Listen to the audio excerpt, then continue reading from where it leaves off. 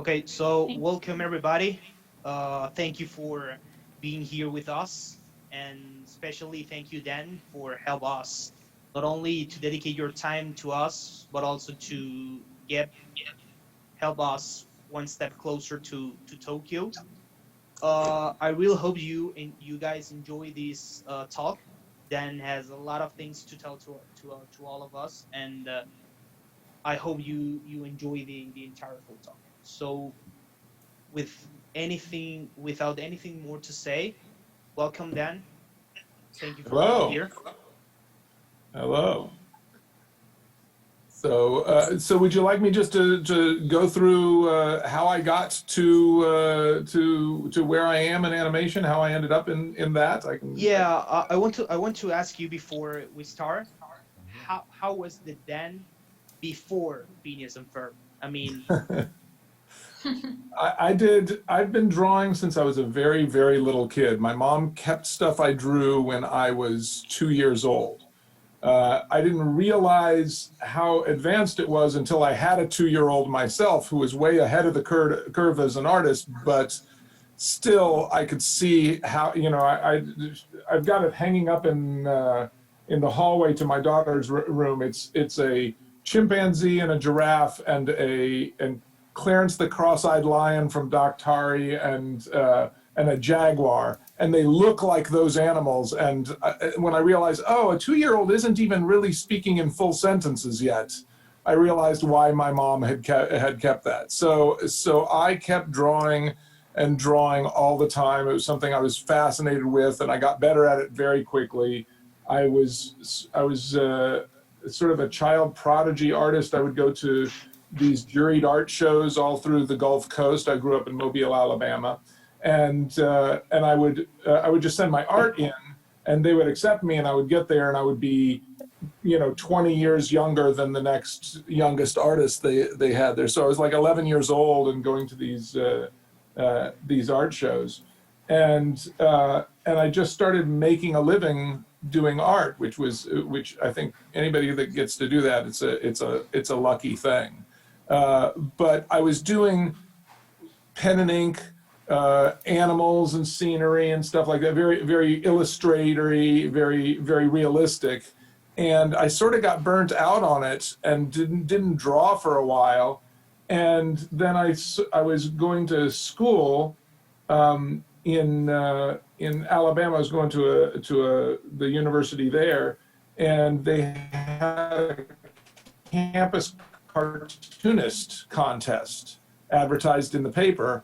And I was like, well, I'm pretty funny and I can draw. I wonder if I can. I've never tried drawing cartoons, and I drew a cartoon strip and I took it into the paper, and it was like, oh, this is good.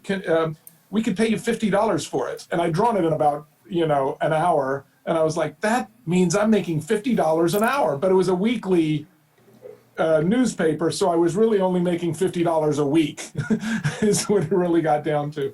But I continued to do that weekly there for years, and then I transferred to USC out in California, and I wanted to go to the film school there, and I brought a packet full of my cartoons to the newspaper there. And as soon as I got there, I went up and asked to speak to the editor. It was a guy named Mark Ordesky, who went on to win an Oscar award for producing the Lord of the Rings trilogy. He became this very, very big guy in entertainment. And I'm glad I didn't know that at the time, or I would have been a lot more nervous. And I went to Mark's office, and I showed him my comic strip, and he said, we don't really have room that we can dedicate to a weekly strip, because we never know what kind of news is going to happen on any particular day. And he said, but just leave me this stuff. I'll look at it. Why don't you go have lunch? And when you come back after lunch, and I'll see if there's something we can have you do. And I went to have lunch, and I felt like really sort of like, oh, I guess I was a big fish in a small pond. I don't know why I thought this would be successful here. And I came back up, and he said, this is really funny stuff.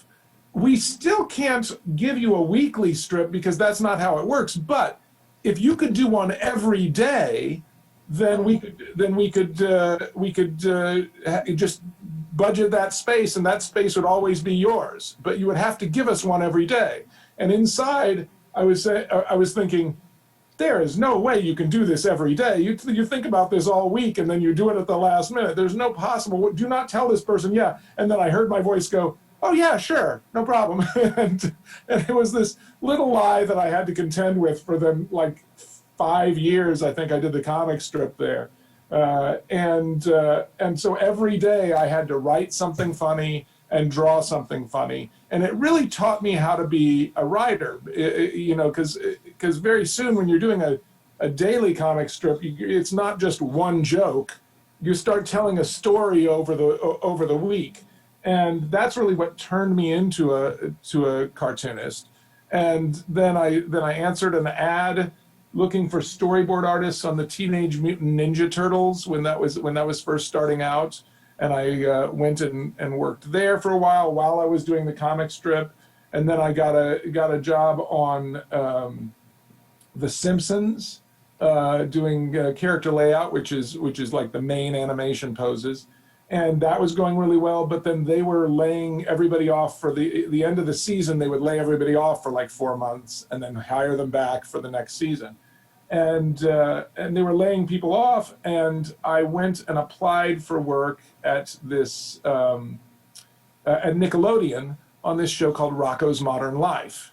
And they wanted people who could write and draw. They wanted people who were funny and could write jokes, but also could draw. And so all I did was I took in a book of my comic strips that I had done for SC, and I handed it to him, and I said, "This is my stuff."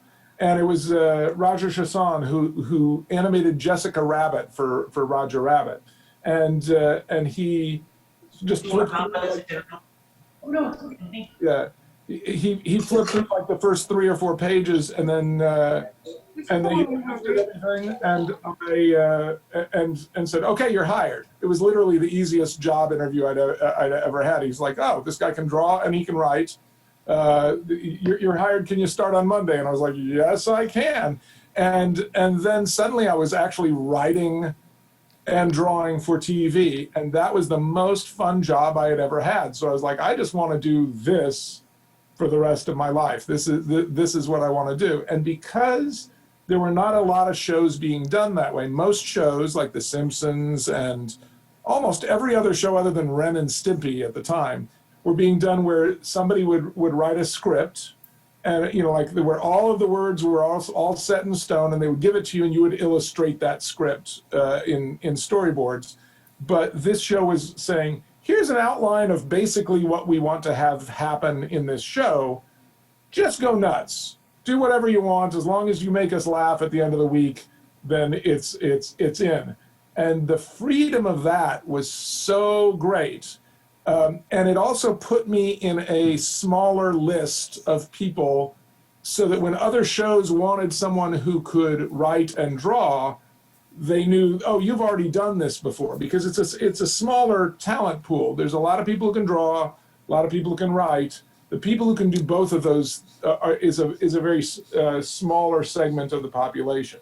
So that led me to be able to do that at Warner Brothers. I did it at Nickelodeon on like 2 or 3 different shows. When I went to Family Guy, I was able to actually put my own jokes in, which most of the artists were not allowed to do. But Seth always liked anything that I added, so he just started asking me for more and more of that, and he would give me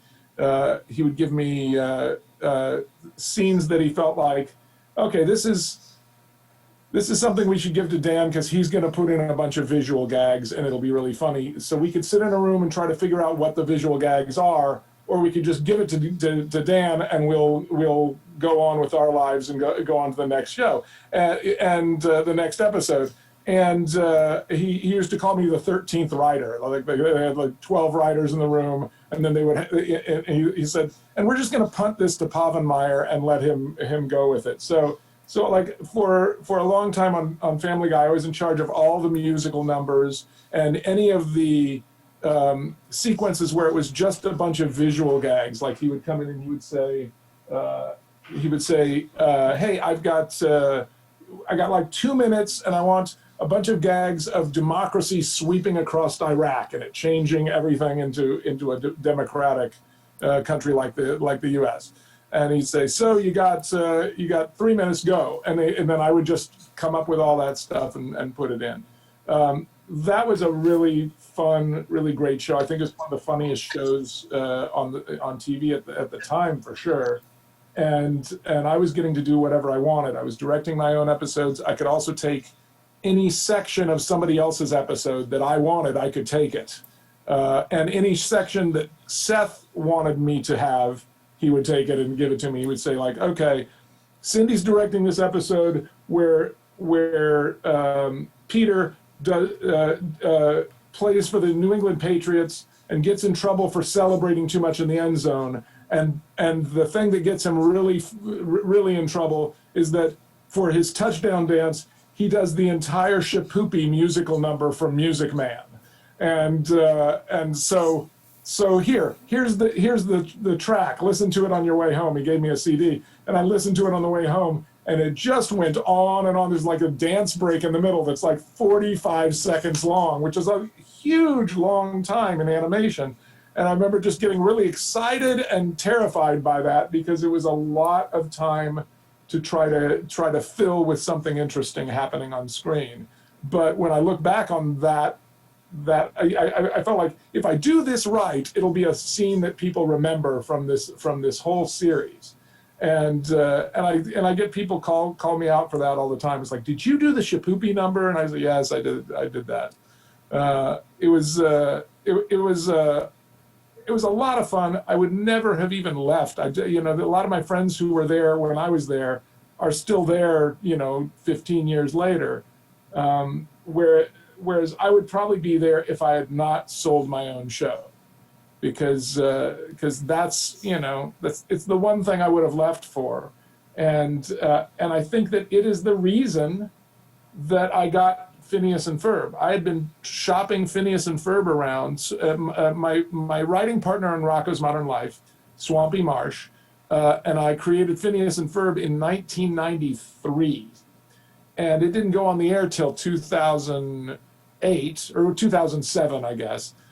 So it's a long time between us having the idea for the show, having the designs, knowing what the show is going to be, and then just shopping it around. I showed it to every network that would look at it, and we just we got really good response, but it never said yes. It's like, "Oh, these guys like it. We got to show it to these people. They like it. We got to show it to this guy. He says no. These guys like it. We can show it to this people, to this people, to this people. This guy says no." That's how it was at like all of the studios. And it just took 13 years to get somebody to say yes to that. And even Disney said no to it originally. Disney, when I pitched Phineas and Ferb to them, they were like, "Oh, that sounds really fun, but we're not looking for what they called a boys property." They weren't looking for a show where the lead characters were boys. They were looking for a show where the lead character were girls.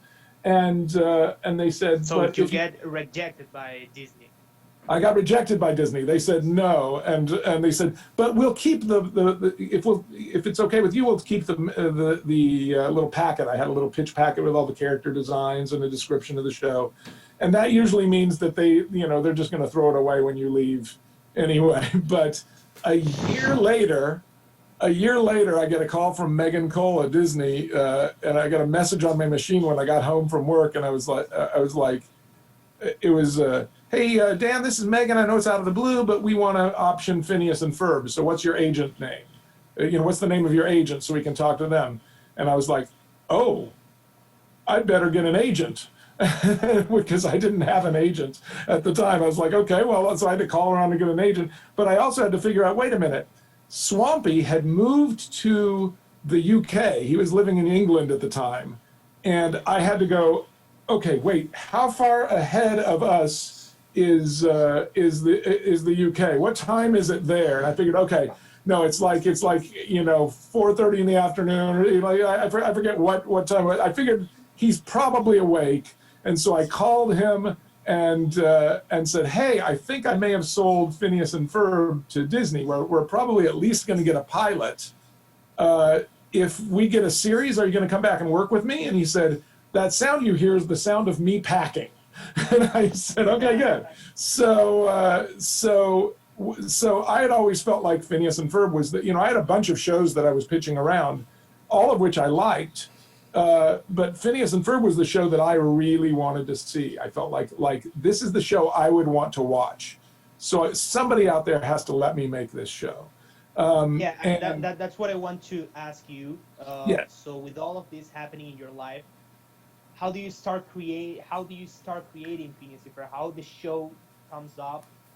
I mean, when you start creating the characters, how do you start creating the show, the complete show? Well, Swampy and I were working together on Rocko's Modern Life. We were thrown together as a writers team there, and we really liked writing together. So we said we should create a show together so that we can sell it and A, make more money, and B, never have to work apart again, because this was really fun and it was working really well. So we were coming up with designs and characters and thinking of what would be a fun show to see.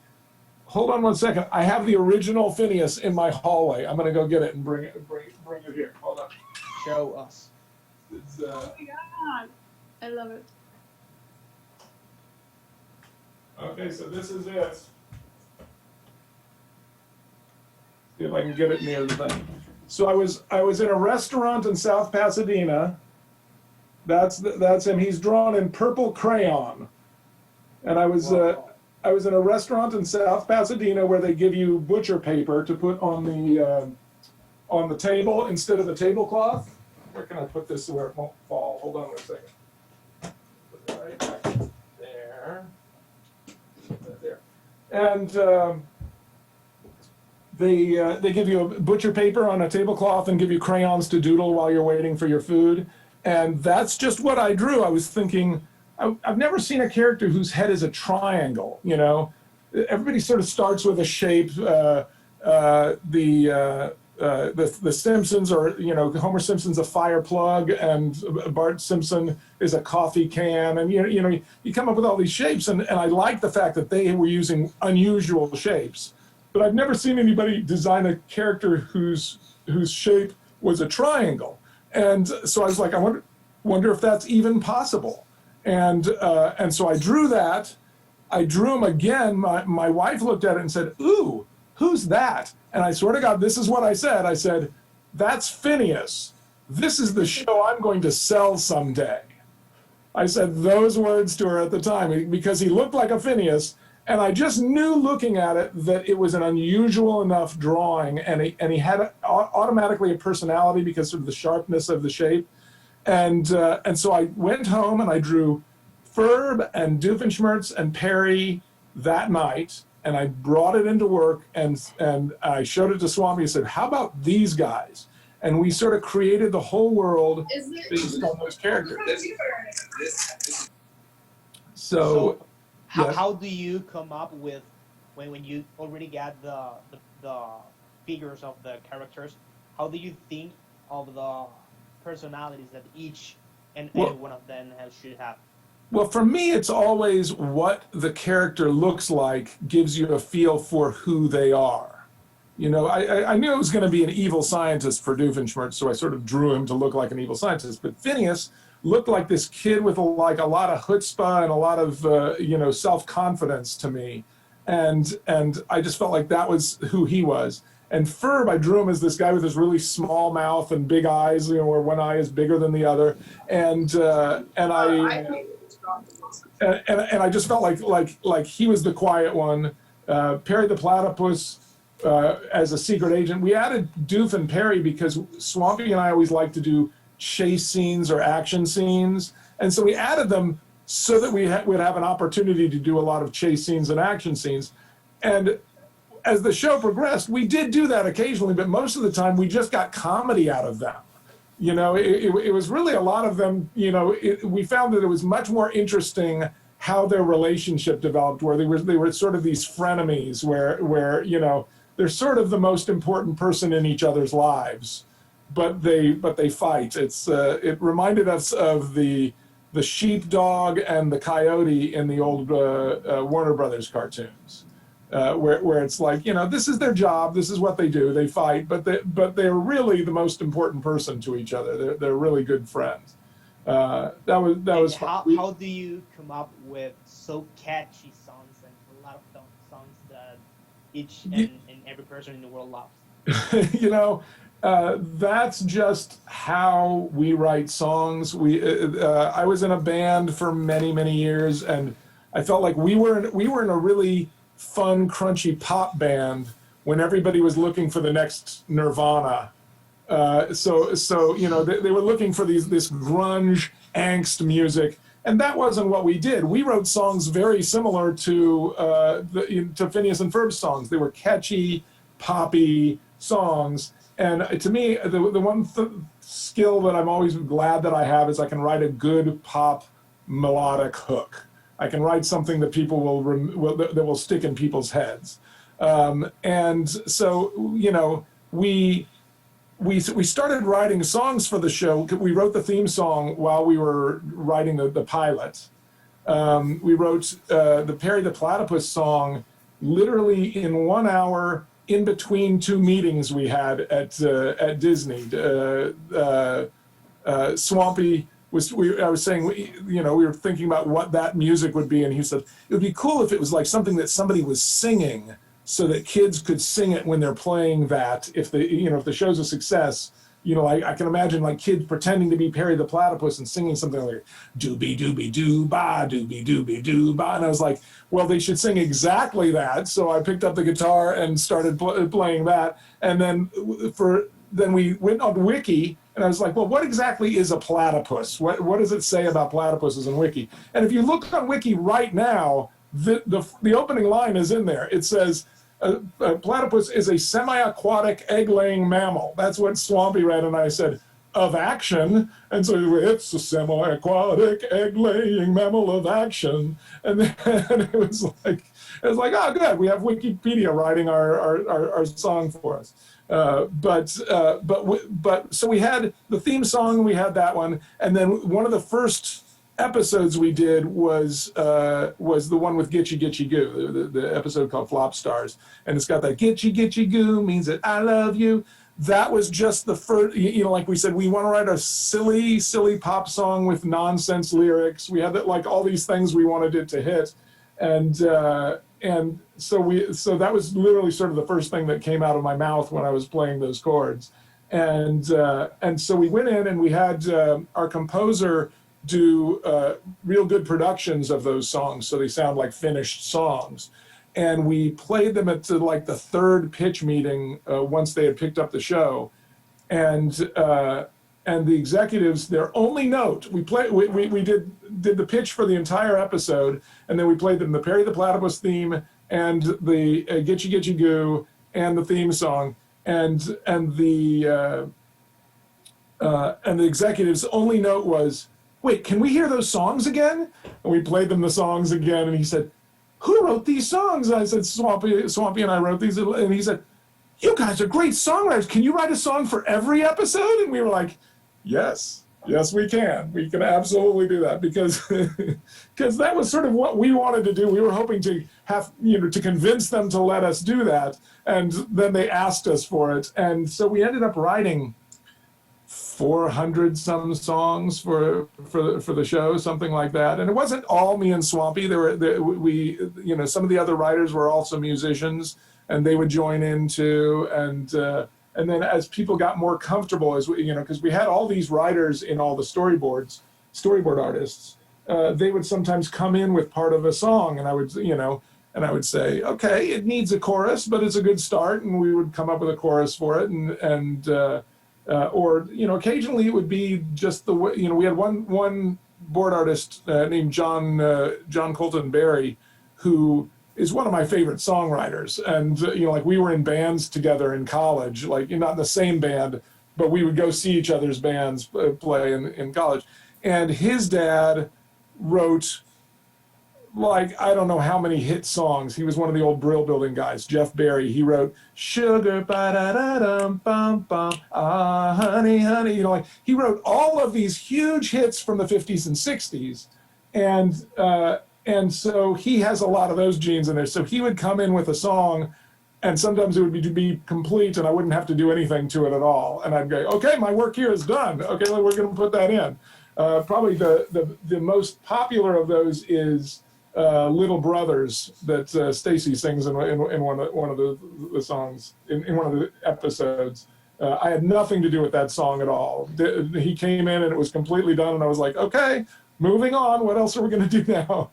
It's like, do you have any favorite song? Oh, I really like Summer Belongs to You. I really like Carpe Diem. I really like the last song in the series that we call Curtain Call and Time Spent. It's sort of like two songs put together. I was listening to all the songs about 2 weeks ago. Somebody reminded me of them, and I just put that playlist on my iPhone, and so when I was walking, I would just listen to these old songs that we wrote 10 years ago. And there's a lot of good songs. There's a lot of songs I'm really proud of, some of which I've forgotten entirely.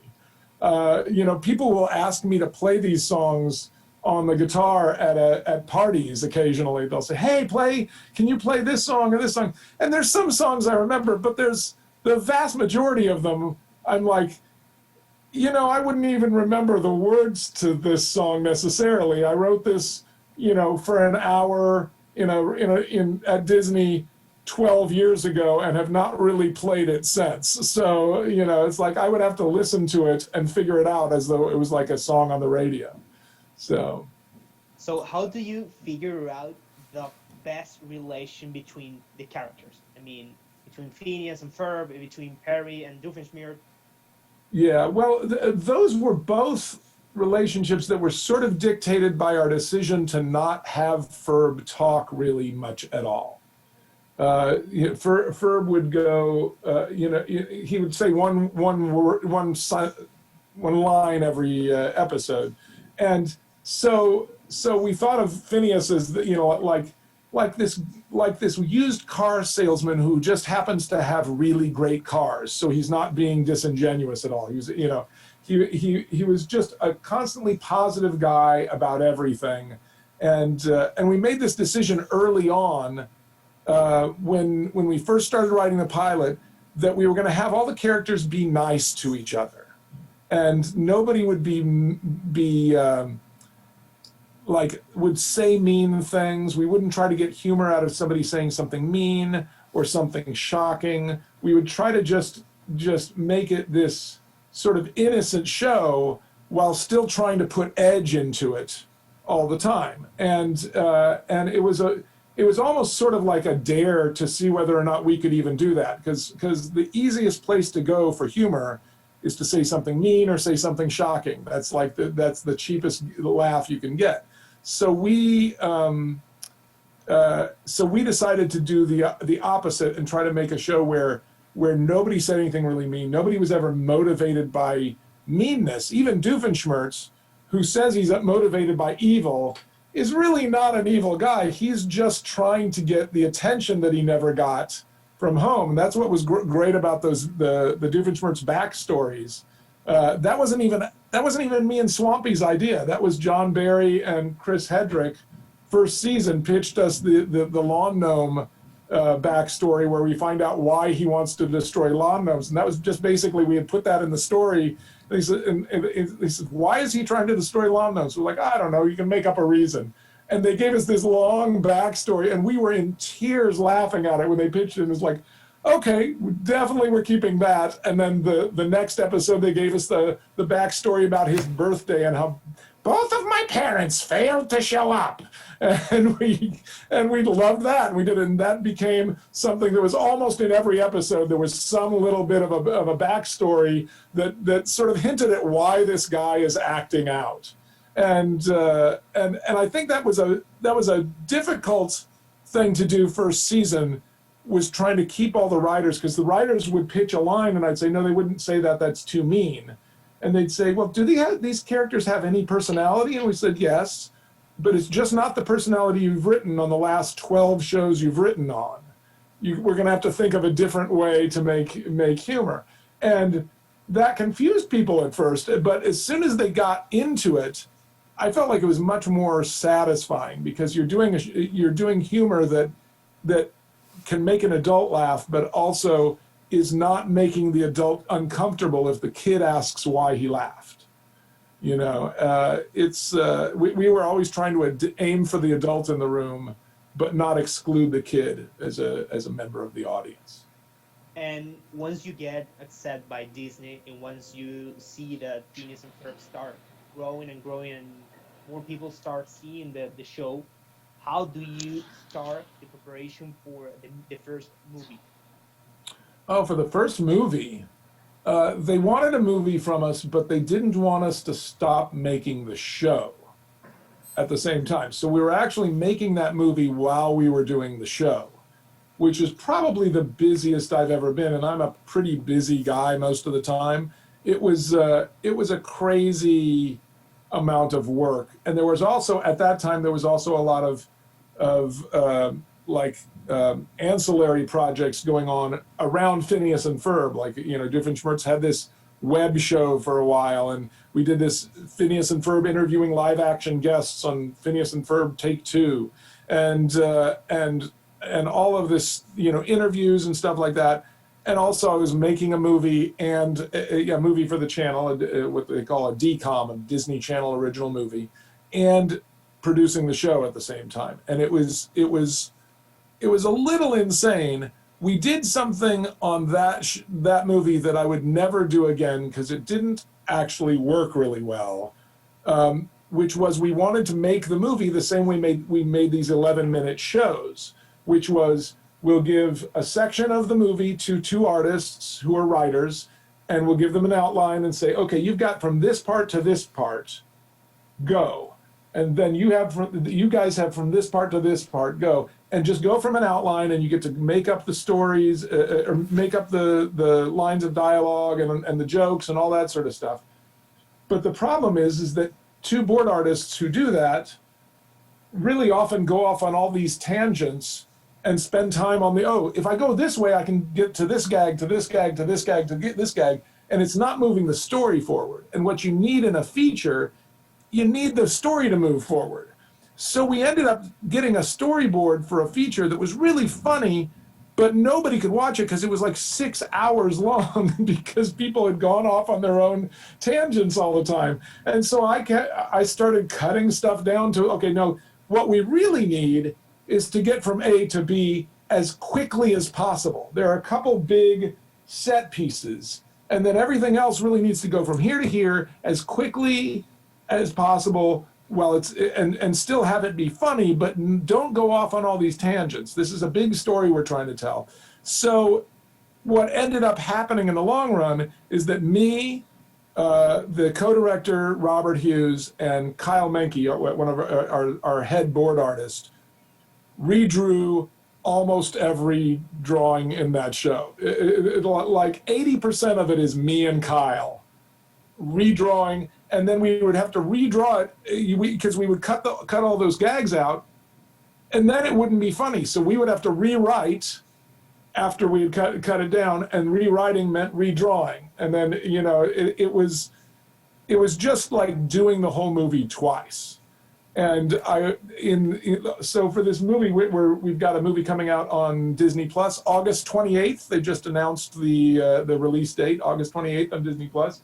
And for this movie, we did it sort of the opposite way. We wrote a script, but said to the board artists, okay, if you want to put any gags in here, feel free. But they can't be really long. That, you know, we've got to get from one place to the other as quickly as possible. And then we would look at it and we say, oh, it'd be really funny if there was a scene here. Is that going to work? And it was much more controlled, but it was the same sort of everybody jumped in and helped on making it funny. And talk about us a little bit about the hard times or the most difficult obstacles that you had to go through. during Well, this process? COVID-19 is one of those. We were most of the way through the movie, but we still had months left of work to do on it, and then suddenly we couldn't go into work, so we had to figure out how we do all of that from home. And you know, Disney, the technology department really sort of had to step up and figure out how we could get the editors to have the right kind of equipment so that they could work from the files that are all at Disney, but work from there, and that we could all see it also and make notes on it and stuff. And they've come up with some really good solutions. So now it's sort of rolling again, and it's not a real problem. But there's always been things with, you know, any time you're making a movie or a TV show, it's a very collaborative process, and a lot of people are involved, and a lot of people's egos are at stake, and a lot of people have opinions on stuff. And to me, the only opinion that really has ever mattered to me on this show is mine. I feel like I'm the one who makes the decisions on what goes in and what stays out. That's my job. I will listen to everybody's opinion and everybody's ideas of what's good or bad, but it really needs to be my decision. And there was a gag in this movie, actually, that none of the executives liked from the very beginning, and it was always one of my favorite gags in the show. But the executives always felt like it was too much of a fourth wall gag. Do you know what I mean? It sort of called attention to the fact that you're watching a movie, and they kept wanting to cut it and kept wanting to cut it and kept on saying, you know, I think we need to cut this. And they give me this note after and I kept saying, you don't want to cut this because this is the Monday morning gag. This is the gag the kids are going to talk about at school on Monday morning, and they're going to tell their friends, you got to see this movie because this thing is so weird. And they sent us another, you know, like on another pass of notes, they said, we really want to cut that one fourth wall gag from this act. And I don't want to tell you what it is because I don't want to ruin it. And I told my producer, my line producer, I was like, they're going to have to fire me if they want to cut that, because I'm not going to cut it. And she said, do not say that when we go into this meeting. Do not say that. Just say that it gets a laugh, because it gets a laugh at all the screenings. That was the only reason it was still in, is it kept getting a laugh at all the screenings. And so I went into the meeting, and they started into that thing, and I did not say you have to fire me or that I quit. What I said was, okay, let me be clear. I am not going to be cutting this gag. If you want this gag out of the movie, you will first have to remove me from the position I currently hold.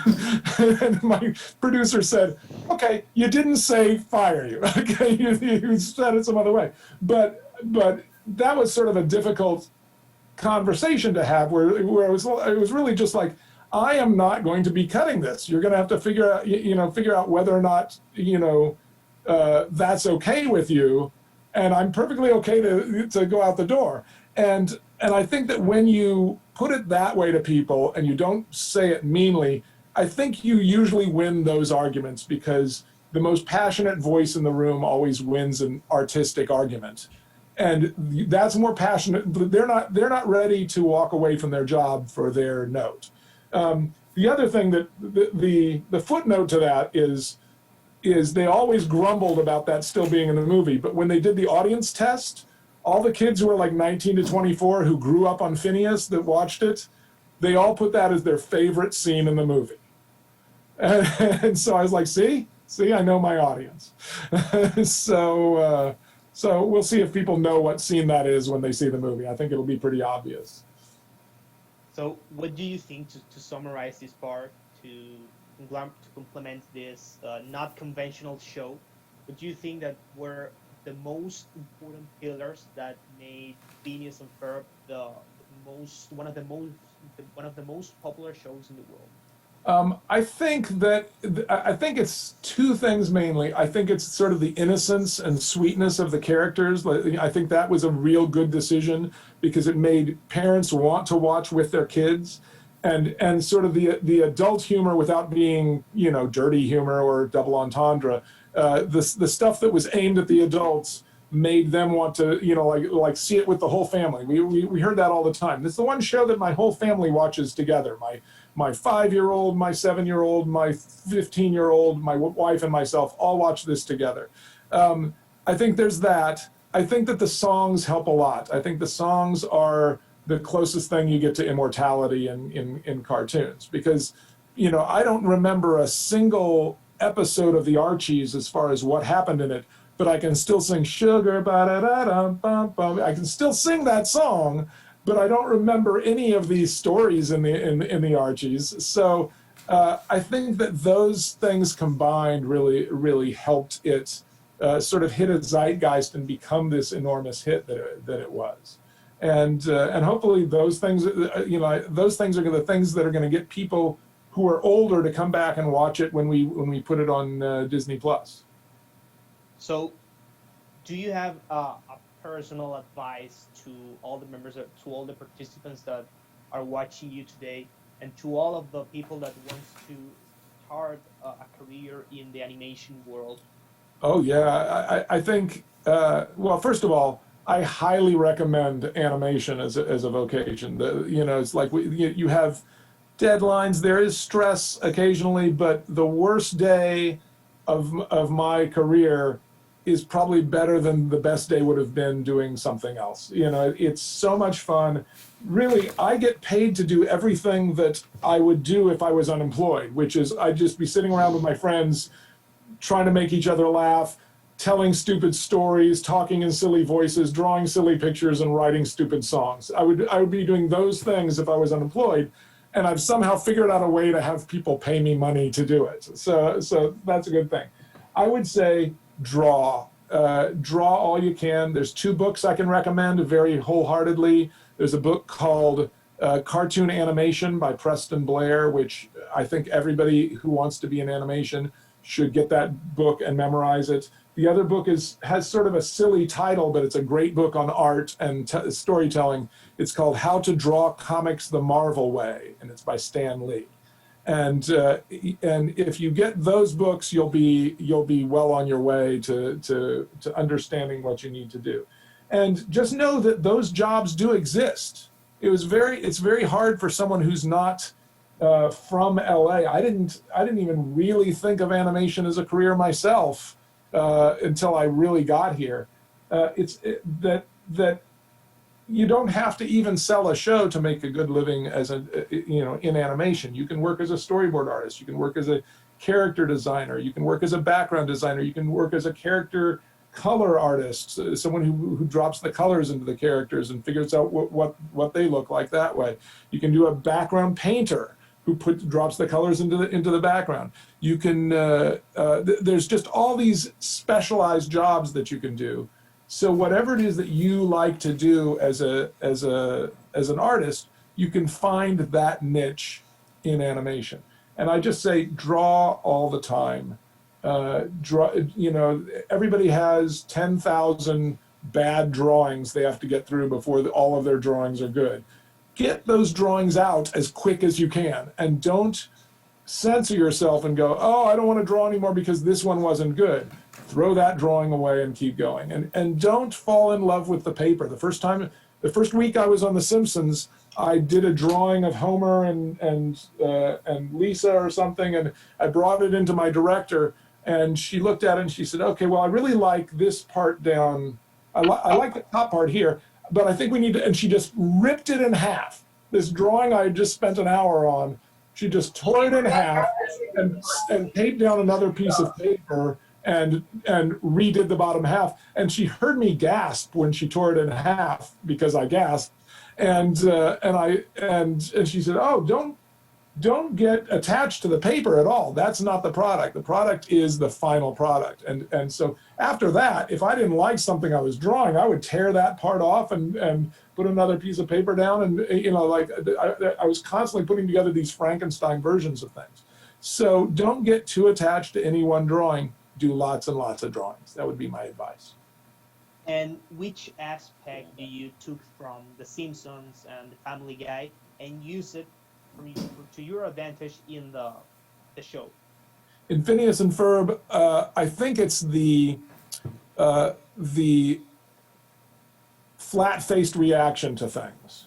I think is the thing that I use the most. Is getting comedy out of a pause where nobody reacts. I think is easier. It's easier to draw because you don't have to draw these crazy cartoon reactions. But like in one of the first episodes of Phineas, there was something that fell right next to Phineas and Ferb, and the board artist had drawn this like you know those kind of like, oh crap, you know, thing, and I was like, you know, that's not going to be as funny as if we just draw them like this, and this enormous thing crashes next to them and they don't react at all. I think that comes from my time in primetime animation like The Simpsons and Family Guy. Is when you get a lot out of somebody not reacting at all because the audience will put in whatever emotion they feel is appropriate there, and they'll you know they'll understand what that person is feeling. Yeah, I ask you because a lot of people ask that in the Google form. Yeah. And another question that repeat a lot Okay. during the Google form is, if you have to divide in 3 steps your path to succeed, what do you say? Into 3 steps. You know, I've told this story a couple times. I'll try to tell the quickest story, quickest version of this story. I had a good friend when I was in school in Alabama. I was in the drama department, and there was and I was wanting to make movies. I was wanting to be a director, and he was wanting to be an actor. And I was so sure he was going to be a huge success. And I'm still, to this day, sure that he was going to be a huge success. And then he died in a car accident my junior year, I guess. And it really hit me hard that he was suddenly gone, because he was this very vibrant guy. His name was Danny Conway. And we had always had a pact that, you know, after college, one of us is going to make it big and give the other guy a break. And suddenly I felt like, oh, now I have to make it big. How come I'm not as sure that I'm going to make it big as I was that he was going to make it big? And I realized that the difference was that he had drive. He was not only working at his craft and getting to be a better artist, but he was also always pushing towards a goal. Every single day he was pushing towards a goal. And I felt like, oh, if that's the only real difference, then I can just manufacture that. You know, talent is something that you are born with or not. A lot of the time you can, you know, you're born with some level of it and you can bring your skill level up. But the easy part should be the drive, because if you just wake up every day and decide to have drive and to push towards a goal, you can manufacture your own drive. So I think drive is a big one. I think especially in entertainment and even in animation, like being good at talking to people and showing people who you are helps a lot, because people want to work with people that they like and who they feel like, oh, this person gets me and stuff. So it's sort of like who you know, put yourself out there and try to meet people. But really, in animation, the most important thing is your portfolio. Work on those skills. Do live drawing. Do storyboards. Even if you don't have anything to storyboard, find a piece of script and storyboard it, so that and then show it to people and let them give you critique on it. Find an artist you think is better than you and show it to them, and just fill it with as much different stuff as you can. Because I was hired on the Ninja Turtles because of one drawing in my portfolio. If I had not put that drawing in the portfolio, nothing else was really showing them what they needed to see. And I didn't know how to really even put together a portfolio. I just put a bunch of drawings in a notebook and brought it in. And that got me the gig, which got me the next gig, which got me the next gig. So did you ever think to quit what you're pursuing? You know, I don't do anything else, so I've always wanted to do something creative for a living, and what's more, I couldn't imagine doing anything else. So I've really only ever done this kind of thing for a living. Even when I was waiting tables for a while, I was waiting tables at a restaurant where it was singing waiters. So that so that I would go up and sing a number with the band and then come back and do the thing. I did dinner theater. I did just freelance graphic art for years. I did the comic strip. That was really how I made a living from the beginning. And a lot of that is because I just was sort of stubborn and didn't want to do anything else. And part of it is that was what I was pushing towards all the time. And I didn't want to start pushing in another direction and lose the focus to go there. So what is the future of Phineas and Ferb? What comes next? I don't know. There's been talk of doing some more of it, whether it's another movie or more of a series. I'm working on another pilot for an entirely different show that I created. Right now, the deadline for both it and like the movie we are finishing tomorrow, and the pilot we finished today. Like literally, like this last month has been both of these things. Okay, I'm working on this, then I'm working on this, I'm working on this, and I'm working on this.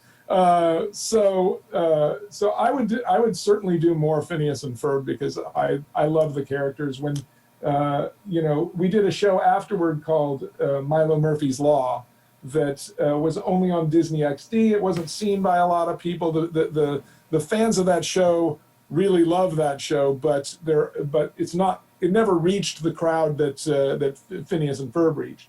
I would love to do more of that show. If Disney's not really hot on it right now because it never got these huge ratings, but if people discover that on Disney Plus because it's playing there, if they start watching that a lot, they may come back to us and say, "Hey, maybe we could reboot this. We could get this show going again." It's what they did with Family Guy. Family Guy was canceled twice when I was working on it. One time it was canceled for like 3 years, and then suddenly Seth called and said, "Hey Dan, we're getting the band back together. Do you want to come and work on it again?" I was like, "Yeah, okay, I'll do that." And that was because people started watching it on Adult Swim, and it started getting these huge ratings, and they sold a bunch of DVDs, and suddenly they were like, "Why did we cancel this show again?" So, it's always, I'm always open to do more Phineas and Ferb because it's really fun, and we've had the time of our life with this one. I can't wait for everybody to see it. I can't wait for them to hear the music. We've done a lot of really great songs, and it feels like old Phineas and Ferb in a way that I'm so happy it does, because I would have hated to have made this and had it not feel like those characters. So with that said, I will be opening a Q&A, a questions and answers then. So please, if you have a question, write it down through the chat, and we'll be selecting just five questions, and then we'll be answering to you. So go ahead, ask your questions through the chat.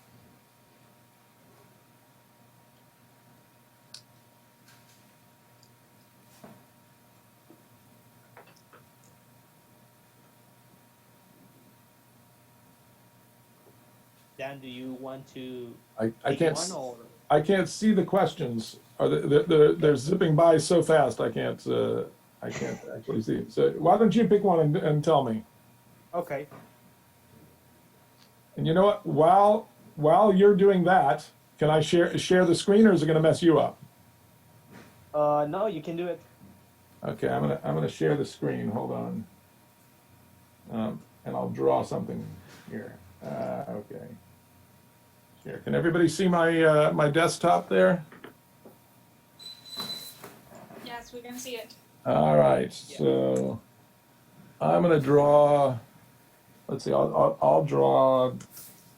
Some, well, first of all, why is it black? Here we go. Why is nothing going on there? Boom. Boom. There you go.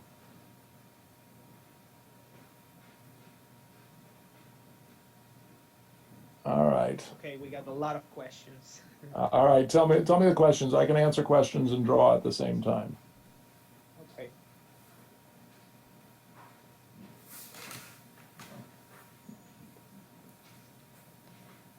How was the process of picking the voices of the actors?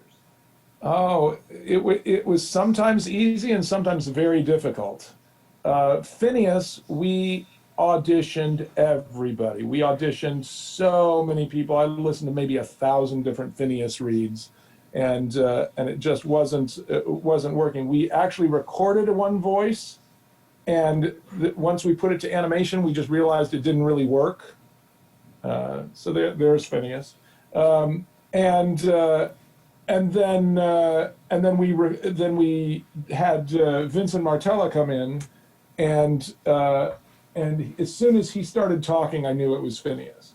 But it was literally the day before we had to deliver the pilot, and we were recasting the lead the day before we were delivering the pilot, which is a silly thing to be doing.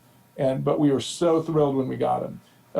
Allison Stoner came in and read for Isabella, and she was just immediately Isabella in my mind. I didn't think of anybody else after I heard her, because as soon as I heard it, I was like, okay, well, she's definitely it. I listened to like 50 other people, but I was sure she was like the second person to read, and she was perfect. But Candace was a different one entirely. We had actually decided on another actress for Candace, and we sent our pick for the best voice to the head of the channel, or I guess the number 2 guy at the channel right at that point, whose name is Adam Bonnet, and he said, okay, but did you hear Ashley Tisdale? And I said, I don't know. I wasn't familiar with even who she was. And I said, I don't know. She may have sent in a thing. And he says, oh, no. You have to have her come in and you have to give her direction. And I was like, really? I have to, I think we have somebody that I really like here. I think we'll use her. And the casting people said, no, if Adam wants you to bring somebody in, you got to bring them in. And I was working at Family Guy at the time. I was on the other side of the Hollywood Hills. I had to drive in. It took like half an hour just to drive there from the other side. And I came in for one audition, and Ashley Tisdale came in, and she read this big block of text that was her audition sides, and I gave her a whole bunch of notes. I gave her like 20 notes where I was like, okay, on this line I want you to be, I really want to feel the difference between this word and this word. On this line I want you to be needling him with this. Here I want you to, and I gave her all this stuff, and she just took out a pen and she just wrote all these notes on this big block of text, just like a 2-minute speech that she has. And she said, okay. And then she read it the second time, and it was perfect, and it was obviously Candace. And so I called Adam and said, okay, now you were right. It was Candace. I feel bad for the actress who is almost Candace, because she'll never know how close she was. We had really decided on her. But as you listen to a whole bunch of voices and try to get a feel for who sounds the most like you think that character is going to look. That's what you do. So what was the most impactful episode you work on? Oh man, impactful for me or for the audience? For me, it Both was of them. yeah. For me, it was probably either the last episode, which is hard for me to watch without crying, or there's three moments that I've been doing in the show that have made me cry while I was doing them. One was the end of Summer Belongs to You, when Isabella gives up what she has been wanting her whole summer to keep Phineas and Ferb to keep Phineas the person that he is. She because she says I would give anything in the world if he would just come over and sit down next to me and watch this beautiful sunset together. And then he's frantically trying to solve this problem, and he gives up on it, and he sits down next to her. He comes over and says, maybe we can do one. We can dig under the ocean, or and he sits down next to her, and he says, well, at least we can watch this beautiful sunset together. And she like immediately goes, oh, what? No, you cannot watch this beautiful sunset. And she talks him back up into being the person he is, even though it's a sacrifice she's sacrificing what she likes, what she wants in life. And that is, to me, a really great moment in the series. And do you regret any episode? Do I regret any episode? I don't really. There's episodes that I like more and episodes that I like less. There's one episode early in first season that we never put a song in it, and it never really struck me as one of our best. I felt a little disappointed with it, but I've seen it later, and it's not that bad. I was like, well, maybe I was in a really bad mood at that time. There's some good laughs in it. I don't think that there's any episodes that really make me cringe and go like, why did we do that? I think there's something fun in all of them. So. And how do you think social media has impact in Phineas and Ferb even years later?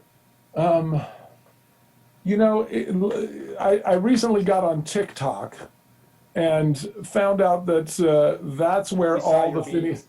Huh? Yes, exactly. I found out that's where all the Phineas and... Oh, wait, that's not what I meant to do. Hold on. That's where all the Phineas and Ferb fans have gone. That's where... why is this? Here we go. There we go. So it's really cool to see that there's this whole group of young adults now that grew up on Phineas and Ferb, and when I saw what a huge response everything was getting on there, it really made me energized for just like what we accomplished with that. I used to say that my biggest contribution to pop culture is that this whole group of kids is the first group of kids, this whole generation is the first generation that when you ask them what the end of a shoelace is called, they know it's an aglet, because we did a song about it in Phineas and Ferb. And but I think it's bigger than that. I think that these kids all know these songs. They all love the show. They all have this affection for this weird semi-aquatic egg-laying mammal that I'm drawing right now. So this is Perry the Platypus. And what's your favorite part of create an episode? I like editing. I think that's where the movie really becomes a movie is when you're editing. But the part that's the most joyous is probably writing the songs. That's the part that feels the least like work, is just getting guitars and getting together and doing that. So, yeah, I think that's the part that we all enjoy the most. Yeah. So. So what do you look for in an animator to work with you? I look for somebody who's not afraid to go into the weird, the weird places. I look for somebody who has a good feel for the weight of a character. That if the top half of their body is this way, he needs some other part of his body. You know, like somebody who can tell where the center of balance is for a character. I think is something I look for a lot. And somebody who you can sort of tell when somebody draws whether those characters feel alive when you see them. There's an energy to the drawing that I always look for, and I often see that and go, okay, that person can work on my show. And who is Ferb's mom? That's we have never we've never established, or for that matter, ever really thought about who's Ferb's mom and Phineas's dad. They are not. I will say this: it's not Doofenshmirtz. As much as that would be a fun thing, you know, we actually made it impossible to be Doofenshmirtz in the series because Doofenshmirtz. We have a flashback where Doofenshmirtz goes on a blind date with Linda. It goes very badly, and he says we never saw each other again. So since Phineas and Candace are full brother and sister, there's no possible way it could be Doofenshmirtz. We've always maintained that's not interesting to us, because we don't feel like that's missing from this from this family. We feel like this family has a mom and a dad, and the other ones are just out of the picture.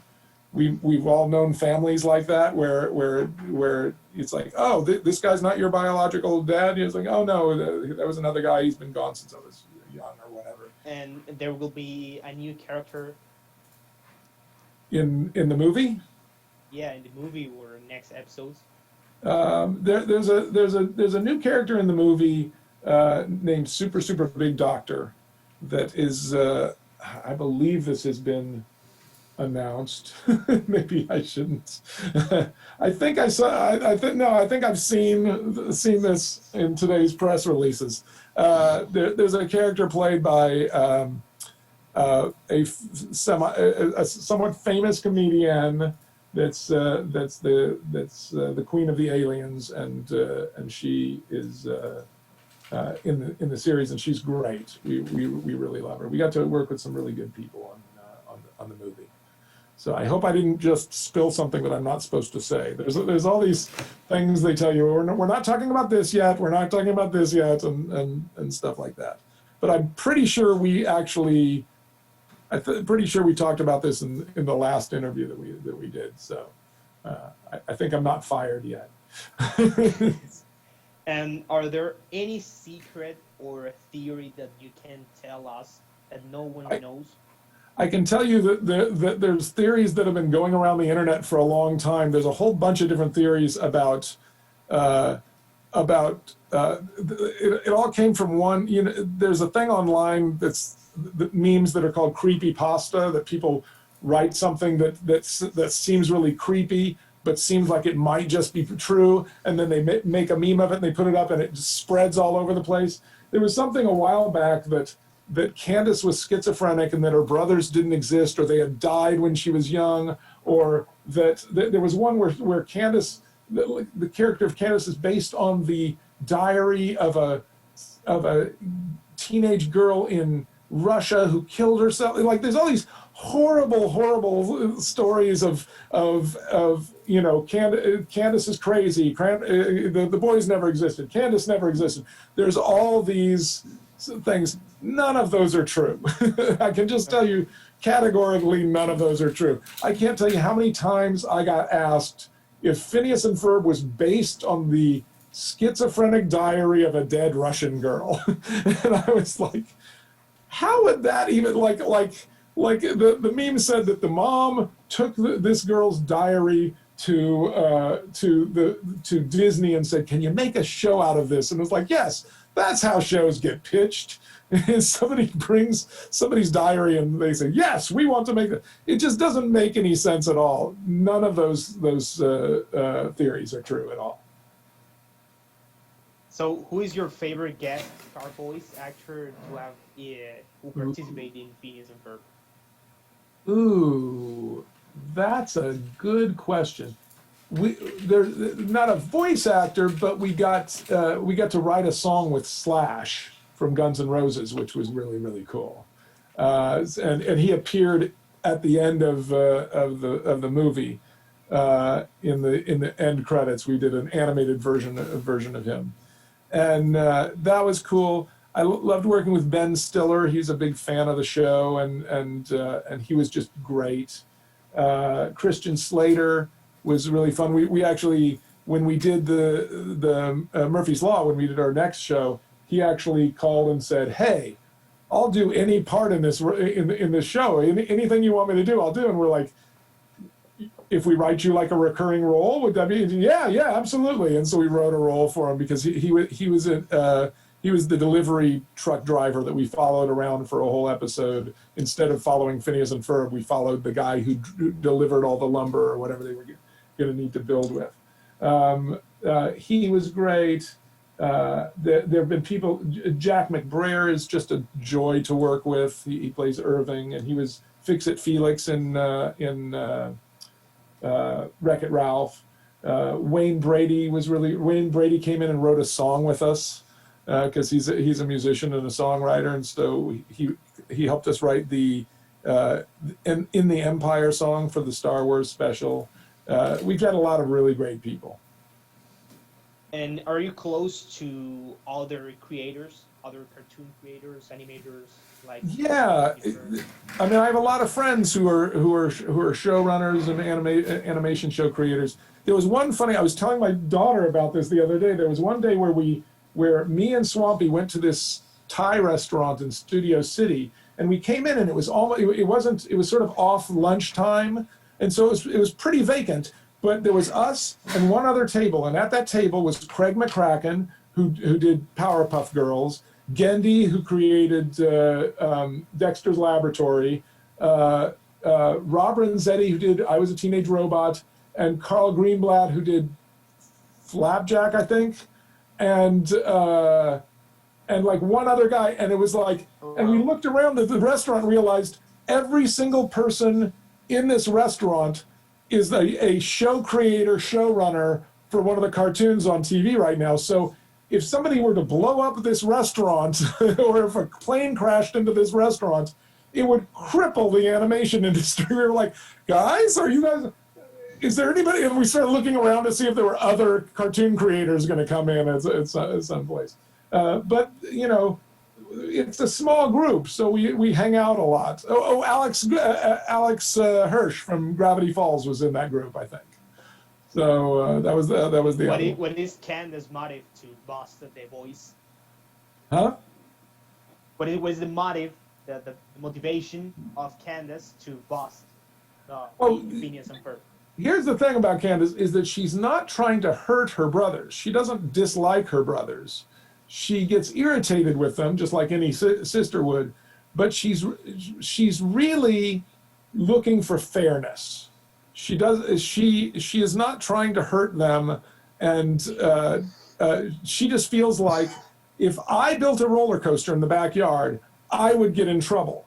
So if they're building a roller coaster in the backyard, it's only fair that mom sees it because they should get in trouble. That's what she's really looking for fairness is what she's going for. And how hard is to handle the emotions and feelings of each character? It's, to me, that's the fun part about these things. There's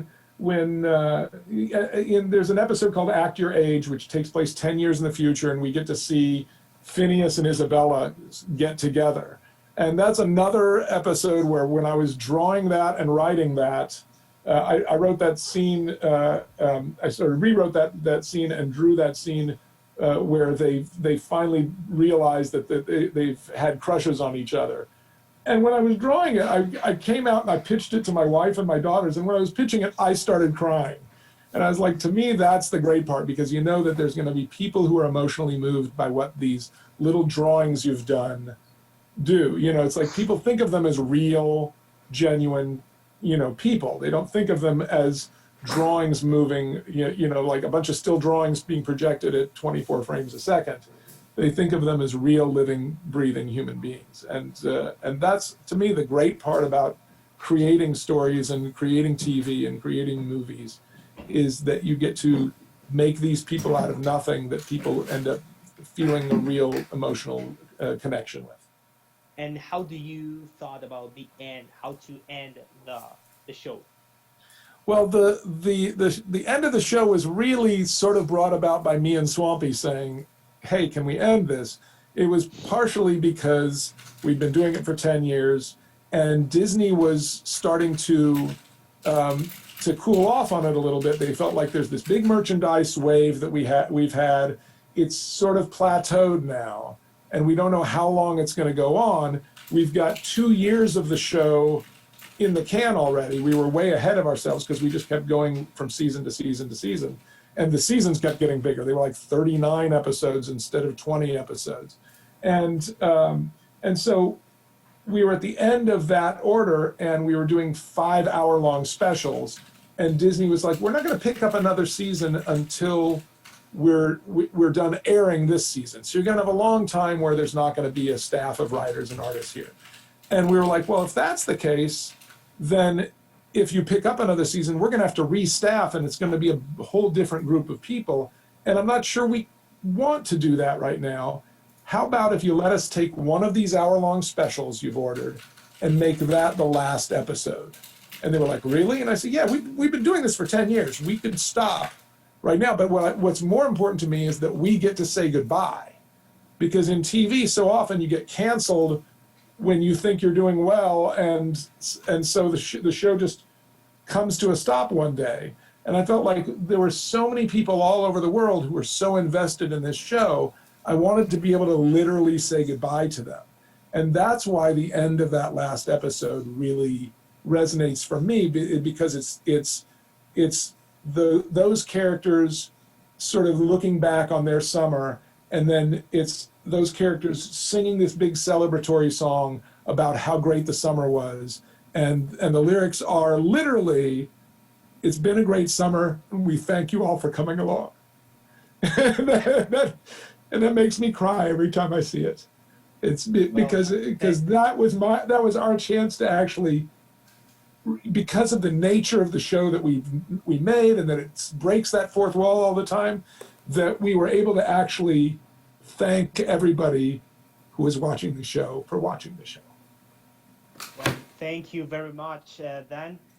Sure. But we're still missing a fun part that I think we all here are waiting for a long, long, long time. So if you please can do the voice of Heinz Doofenshmirtz. Okay, I will do it. What do you want me to say? How about this? Curse you, Perry the Platypus! Seriously, curse you. Thank you, really. I Good really want to thank you for dedicating your time to us and help us be one step closer to Tokyo. So thank you all for being here with us. Anytime. And thank you for your support. Thank All you, right. Dan. All right, give Amandita a hug. Okay. All right, ciao, guys. Ciao. Before you go, all of the guests here, please follow us on social media.